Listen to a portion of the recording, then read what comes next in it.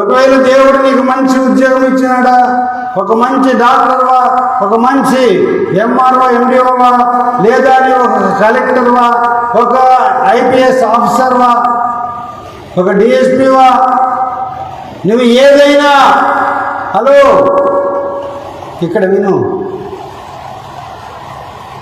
నువ్వు డిఎస్పీ కావాలన్నా, ఎస్ఐ కావాలన్నా, కలెక్టర్ కావాలన్నా దేవుడే నన్ను చేశాడని నువ్వు అతిశయపడాలి. అంతేకాని నేను కలెక్టర్ను, నేను ఎస్పీని, నేను డిఎస్పీని, నేను ఎస్ఐను, నేను ఎంఆర్ఓను, నేను ఎండిఓను వద్దు. ఈ గర్వం నీకు ఉండనియద్దు. ప్రజలకు సేవ చేయి, న్యాయంగా ప్రజలకు సేవ చేయి. దేవుడు నన్ను మహాకృప చేత నన్ను ఇక్కడ పెట్టాడు కాబట్టి నేను నీతిగా న్యాయంగా నా ప్రజలకు సేవ చేయాలని దేవుడు నన్ను రక్షించి ఇక్కడ ఈ హోదా నాకు ఇచ్చాడు. కాబట్టి నేను ప్రజలకు మేలు చేస్తాను, ప్రజలకు ఉచితంగా సహాయం చేస్తాను, ఏ లంచము తీసుకోకుండా నేను ప్రజలకు మేలు చేస్తాను అని నీవు దేవుడికి తగ్గించుకొని ప్రజలకు మేలు చేయి. దేవుడు నిన్ను నీ కుటుంబాన్ని అప్పుడు దీవిస్తాడు, ఆశీర్వదిస్తాడు. అప్పుడు నిన్ను నీ కుటుంబాన్ని కాపాడుతాడు దేవుడు. ఇశ్రాయేలు దేవుడు నిన్ను కాపాడువాడు. ఇశ్రాయేలు దేవుడు నిన్ను కాపాడువాడు. కునుకడు నిదురపోడు, కునుకడు నిదురపోడు, నిన్ను కాపాడువాడు. ఇశ్రాయేలు దేవుడు,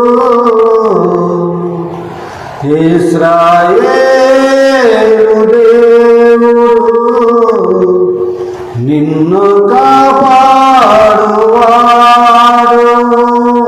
దేవుడు నిన్ను కాపాడేవాడు.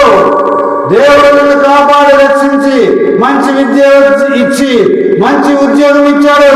కాబట్టి నేను ఎక్కడ ఉన్నాను, ఏ జిల్లాలో ఉన్నాను, ఏ తాలూకాలో ఉన్నాను, ఏ మండలంలో ఉన్నాను, ఏ గ్రామంలో ఉన్నాను, ఆ ప్రజలకు నేను న్యాయము చేస్తాను. నేను లంచము తీసుకోను, ఎవరికి మోసము చేయను, ఎవరికి అన్యాయము చేయను అని నిన్ను నీవు ప్రభువునందు తగ్గించుకొని ప్రజలకు మేలు చేయడం అలవాటు చేసుకో. ప్రజలకు న్యాయం చేయడం అలవాటు చేయడం నేర్చుకో. చేయి, నీవు అలవాటు చేసుకో. ప్రజలకు మేలు చేయి, ప్రజలకు న్యాయము చేయి, ప్రజలకు మేలు చేయి. పేదవారి పక్షమున వాద్యం ఆడుతా అన్నాడు దేవుడు.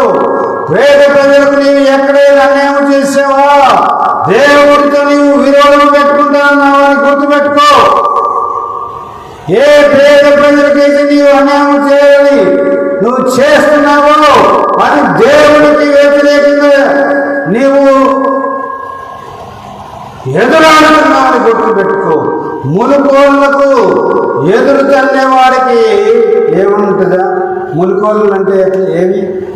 ములుకోళ్ళు అంటే ములుకోలలు ఎద్దును పొడుస్తాడు ములుకోలు అంటారు, ముల్లుబర్రె అన్న కూడా అంటారు. దాన్ని ఎవరైనా ములుబర్రెకు ఎదురుతంటే ఏమవుతుంది? పొడుచుకుంటుంది. దాన్ని తంటే పొడుచుకుంటుంది. అలాగా దేవునికి విరోధంగా చేస్తే దేవునికి వ్యతిరేకంగా చేసినట్ట. పేద ప్రజలకు నీవు వ్యతిరేకంగా చేసినట్టు అయితే నీవు దేవునితో వైరం పెట్టుకుంటున్నట్ల. మనుషులతో కాదు నీవు వైరం పెట్టుకునేది, దేవునితోనే. కాబట్టి ప్రేమని దేవుని బిడ్డారా, నిన్ను ప్రేమించి నిన్ను ఉద్యోగం ఇచ్చి కనపరిస్తే దేవునితో నీ వ్యతిరేకంగా పోరాడు.